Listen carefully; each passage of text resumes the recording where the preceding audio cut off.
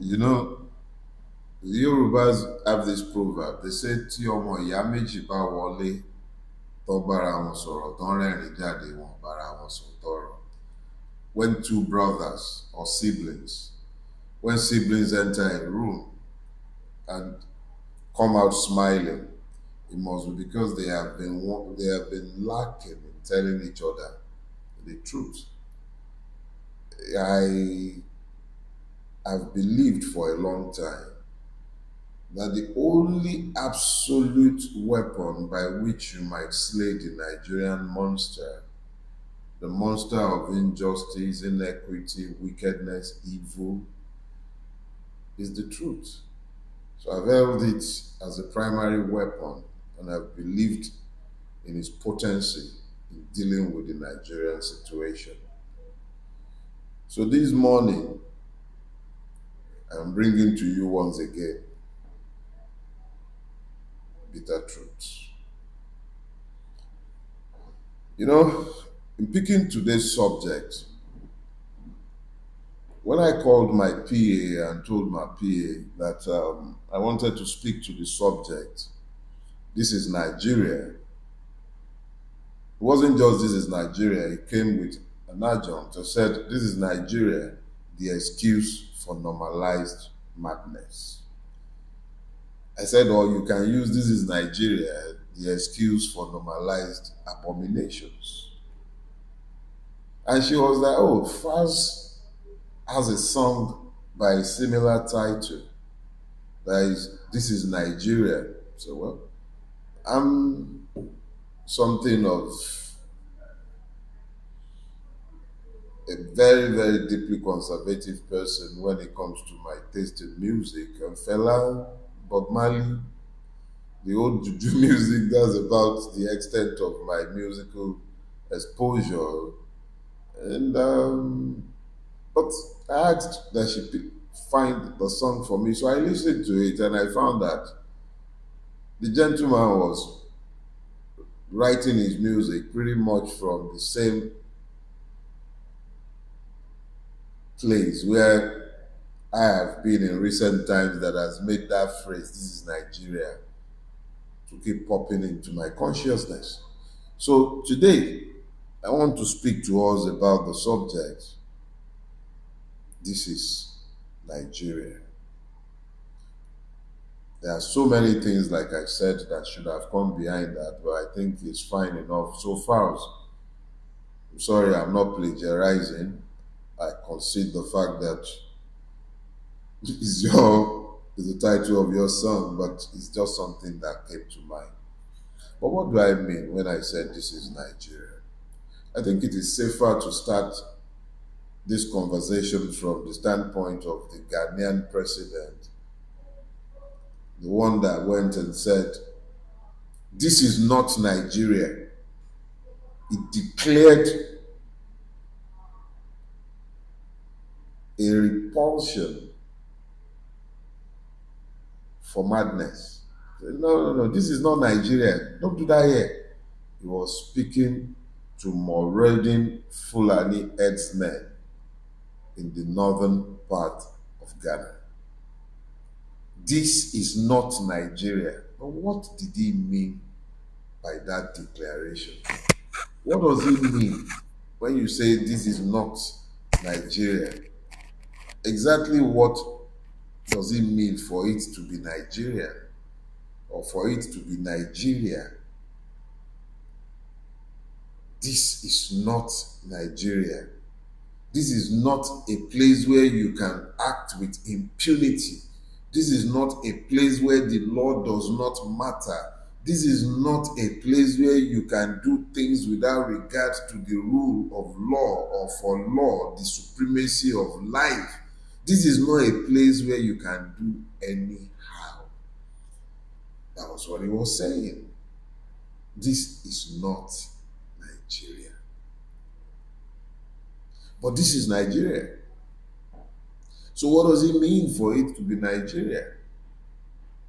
There is a brilliant communicator with whom we have been blessed in this season.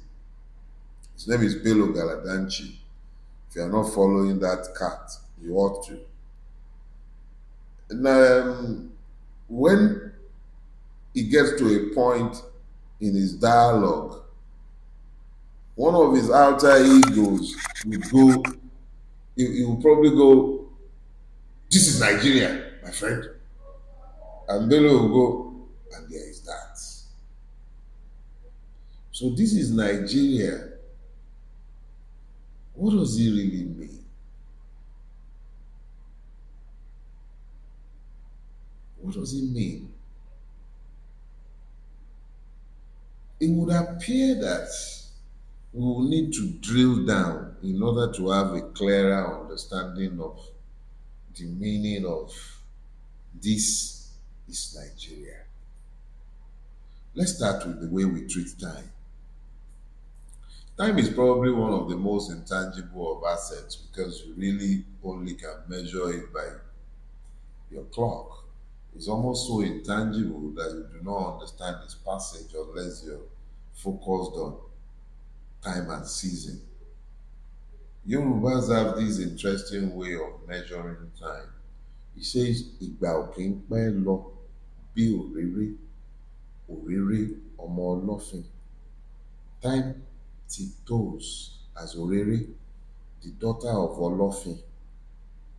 It is the belief of the Yoruba that if you are not watchful of time and you do not take advantage of time and you are not careful with how you manage time, it tiptoes and time goes.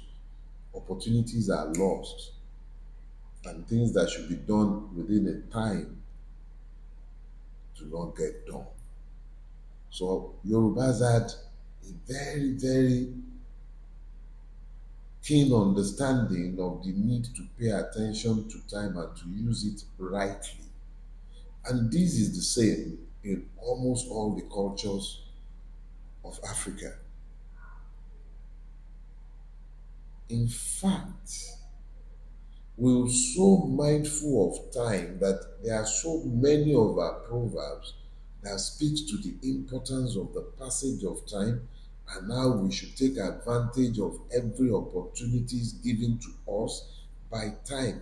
Yorùbá will say ìgbà ara là ń búra ẹnìkan ò kì í bú Ṣàngó lẹ́rùn. Do what you need to do when you need to do it. You cannot possibly be planting in the dry season. You can't. This speaks to the primacy of time and timeliness in our culture. But what do you find today? What do you find? We've evolved Nigerian time. Nigerian time. An excuse for madness.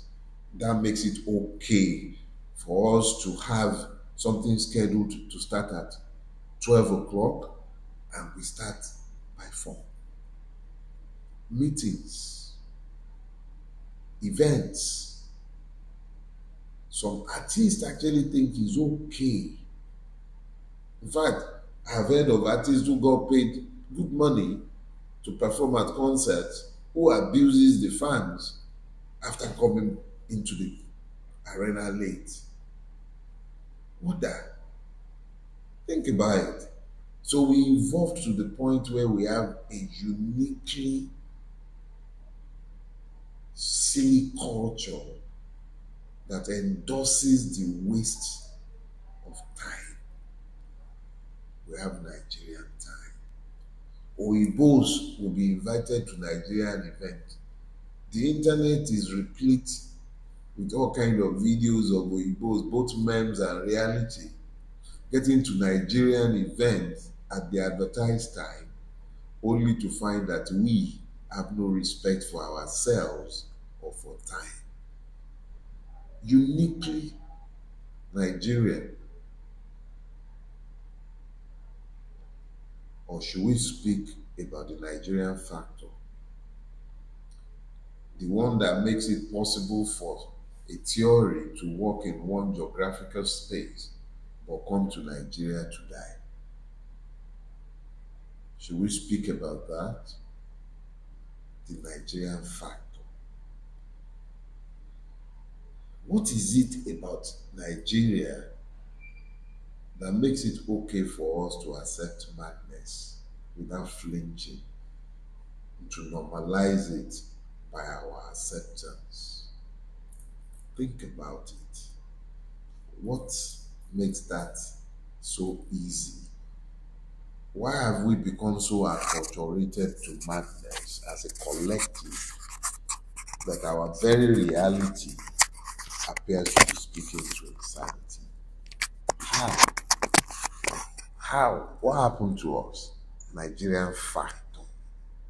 So because of the Nigerian factor, we've been building a Jalkuta steel complex for decades. Nigerian factor. Because of the Nigerian factor, we're in national debt to build a moribund rail system. Because of the Nigerian factor, it has taken us almost 20 years to resurface Lagos-Ibadan Expressway. Resurface Lagos-Ibadan Expressway. What happened to us? Nigerian factor is the explanation for everything that has gone wrong with us as a collective. Nigerian factor. What is this Nigerian factor? But let's again look at us through the prism of a stranger's eyes. The lying David Cameron. Because I did read what Jonathan had to say in response to the lies he told in his memoir. But David Cameron said something that is pretty interesting and that is worthy of attention in dealing with this is Nigeria. He says we're fantastically corrupt. Fantastically corrupt. That was what David Cameron said. But why would he say this? Fantastically corrupt. Do you know what fantastic means? Unbelievable. And he's right, you know. Painful as it is to agree with him, but he's also wrong. Well, let's look at it this way.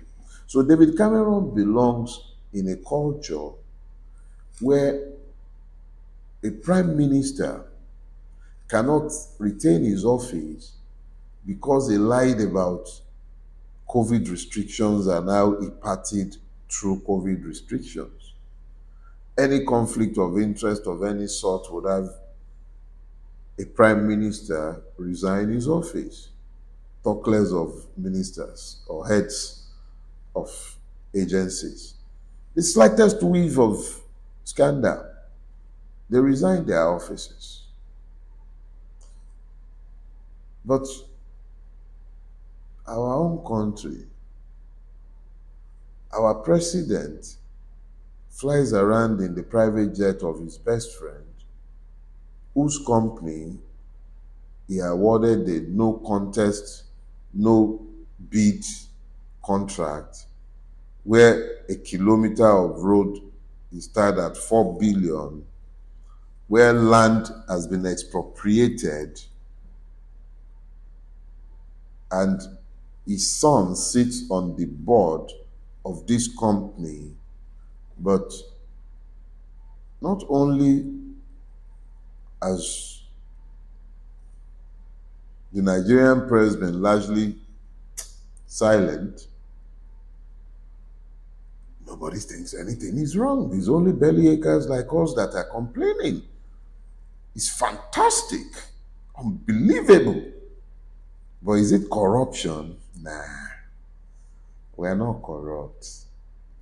Let's stop with all those lies. This is Nigeria. We are beyond corruption. We shouldn't call it corruption. Now, it's got nothing to do with corruption. That's not corruption.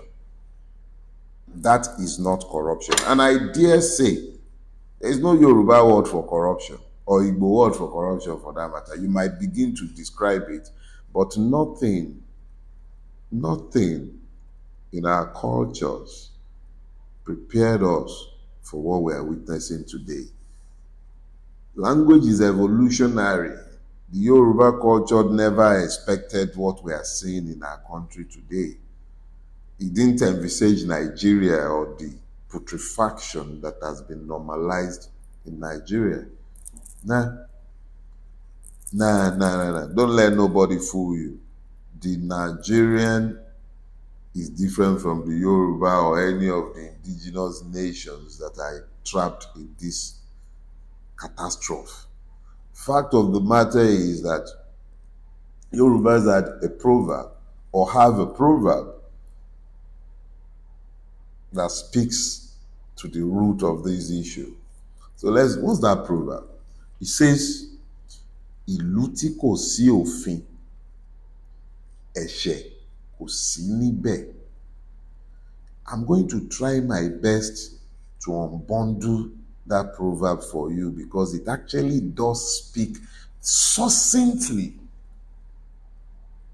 to the madness that has overtaken us and that is found at the root of this is not Nigeria and this is Nigeria.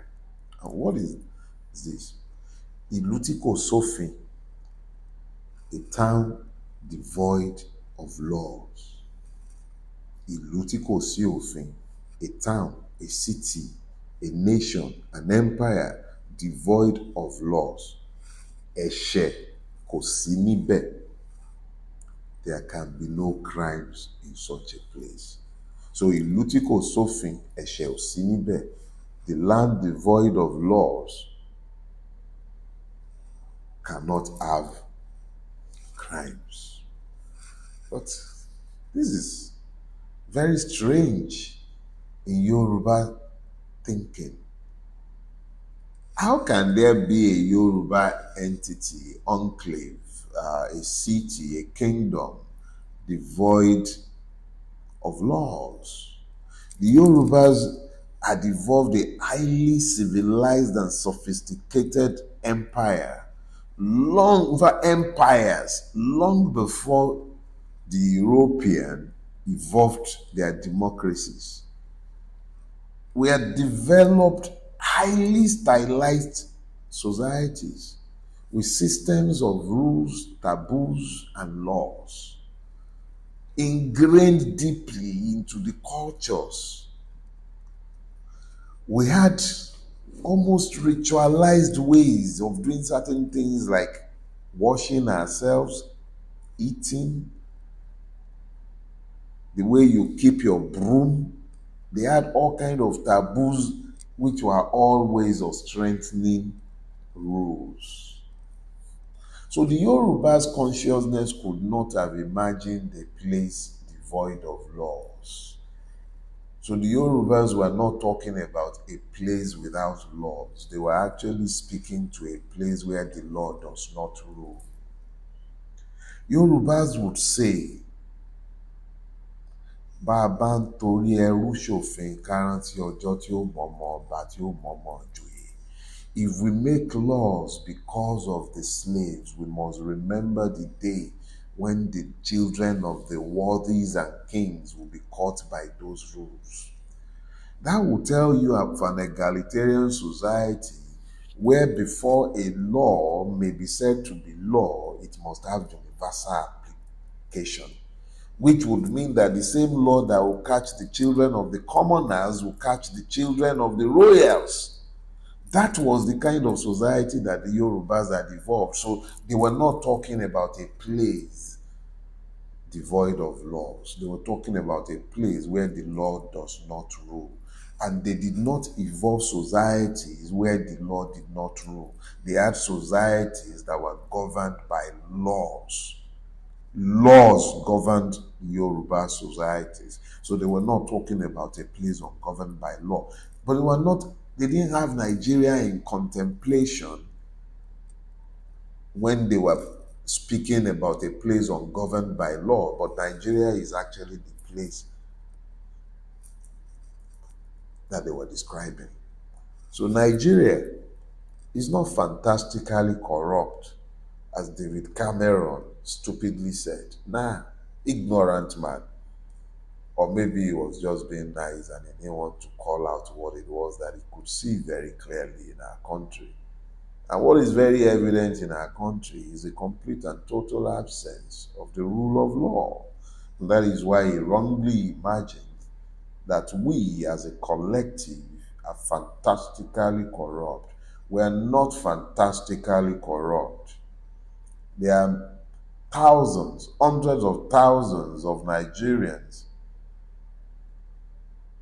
who are languishing in jails, either awaiting trial or have been convicted for crimes that are nowhere near anything as grievous or wicked as the ones that are being committed against them every day by those who purport to rule Nigeria. So we're not fantastically corrupt. It is impunity that has overtaken our land. And this has made madness, abominations normal in the country Nigeria. Not necessarily because the people themselves are like that, but because impunity means that there are no consequences to the actions and inactions of men and women. And in the absence of sanctions, consequences, what has happened is that we have normalized madness in our country. This is Nigeria, and it's okay for us to have almost 20 million children, largely drug addicted and slapping the street without any training, no education, nothing. They have no use to themselves, practically no use to society, giving up, thrown away by the society, walking the street. And in the same country, we're busy appropriating money to buy private jets for men who have private jets for themselves to add up to our presidential fleet. We're spending billions buying yachts. We're spending billions constructing car park. We're spending billions building presidential mansions, vice presidential mansions, renovating. And we have children slapping the streets, unemployed and unemployable. And we have no program for bringing them out of the condemned life, the condemned lives that we have foisted on them as a collective. This is Nigeria. We're planting storms, and we shall reap whirlwinds the way these things are going. You want to talk about the religious hypocrisy, the lies being told from the pulpits, both in the mosques and in the churches. You want to talk about the mind-numbing lies being told in the name of God. And men and women, desperate men and women, are lapping it up. This is Nigeria. You want us to talk about how words come to Nigeria to die and adopt new meanings. We want to talk about our democracy. A democracy where INEC switches off IREV.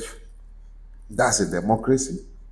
People are running around preparing for off-season elections where a man without shame, Yakubu, is still the one superintending.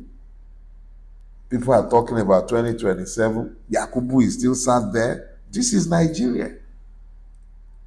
Madness has become the norm. National grid is collapsing. Not unlike the way Bulaba himself collapsed the other day when they were celebrating the Democracy Day. Think about it. This is Nigeria. Everybody is on generator now. This is Nigeria. Band A, Band B, Band whatever. This is Nigeria. We have spent more money trying to generate darkness. Obasanjo's regime, I believe, spent about $16 billion. To do what? But this is Nigeria. Nobody has paid for it. Nobody. Nigerians can be jesuing Charlie because of maybe about 4 or so people who were killed during the attack in France. They can be jesuing Charlie. But over 200 Nigerians were murdered when the Air Force bombed a refugee camp in Burma. The same week, Nigerians had nothing to say, largely had nothing to say about the people in Burma who just got killed. Refugees already in the land of their own birth. In their ancestral land, they were refugees. In Nigeria, they were refugees. They were killed. But Nigerians were focused on Jesuing Charlie. Nigerian soldiers were slaughtered by Boko Haram. And they were being buried, I believe, in Kaduna. Buhari had time to attend party with the top echelon of the APC and government, but could not find time to attend their burial. One policeman was killed in an attack in France. One policeman. It was a supermarket. The same week, France shot down, flew his flag at half-mast, mourned that policeman. We moved on. I recently saw